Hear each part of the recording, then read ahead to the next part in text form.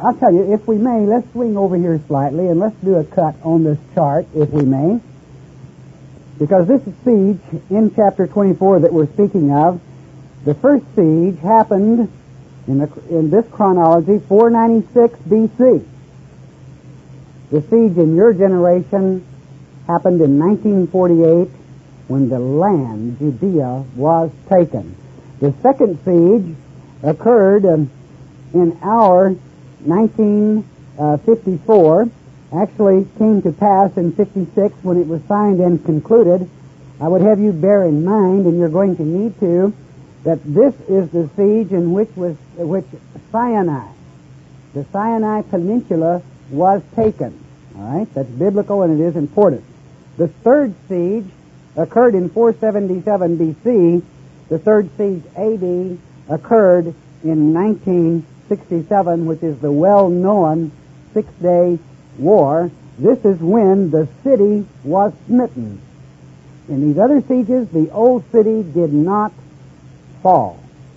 In this third siege, it did fall. Some of you might remember pictures of the Kenites running up to the Wailing Wall in that Six-Day War in 67, and the commotion that took place there at that time.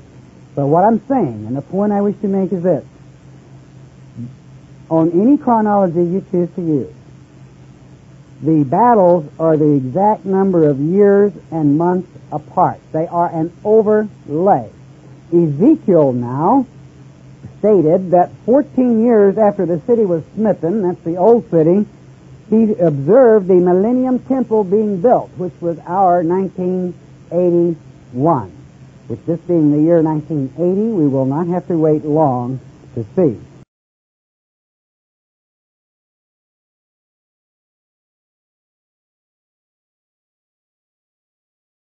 Which was our 1981.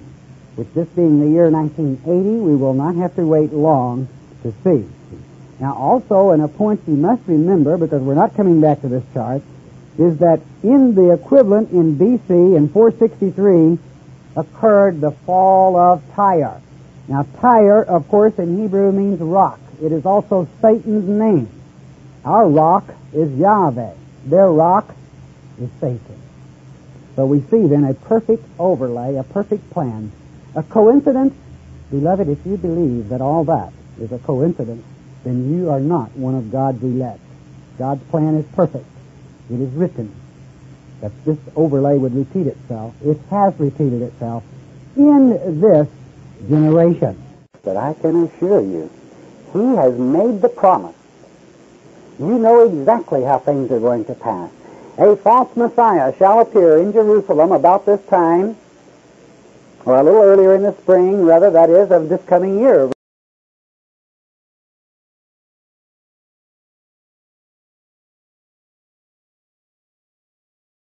Jerusalem about this time, or a little earlier in the spring, rather, that is, of this coming year. You must be prepared to stand against him, for this very army that stood behind Elisha shall stand behind you and be ready to speak through you to bring the truth to the world. Then your people will listen. Certainly in the millennium, it is written, one worldism shall come to pass, and it shall receive a deadly wound about the end of this year.